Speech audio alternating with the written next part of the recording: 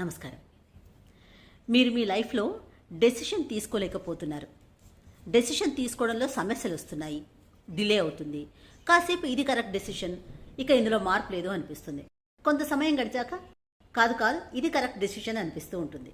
ఇలాంటి ప్రాబ్లం కనుక మీరు ఫేస్ చేస్తున్నట్టయితే మీకు చాలా సింపుల్ రెమెడీ ఒకటి చెప్తాను. ఈ రెమెడీ చేస్తే మీరు మీ డెసిషన్ మేకింగ్ ఎబిలిటీని ఇంప్రూవ్ చేసుకోగలుగుతారు.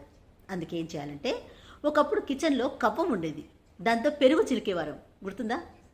చెక్కతో చేసిన కవ్వం, ఒక విధంగా బ్లెండర్ అనుకోవచ్చు. ఇప్పుడు కూడా ఈ కవ్వం మార్కెట్లో చాలా చోట్ల దొరుకుతుంది. ఆ కవ్వం తీసుకొచ్చి మీ ఇంట్లో ఈస్ట్ సౌత్ ఈస్ట్ అంటే తూర్పు దక్షిణం తూర్పులో పెట్టండి. ఈ జోన్ తూర్పుకి ఆగ్నేయంకి మధ్యలో ఉంటుంది.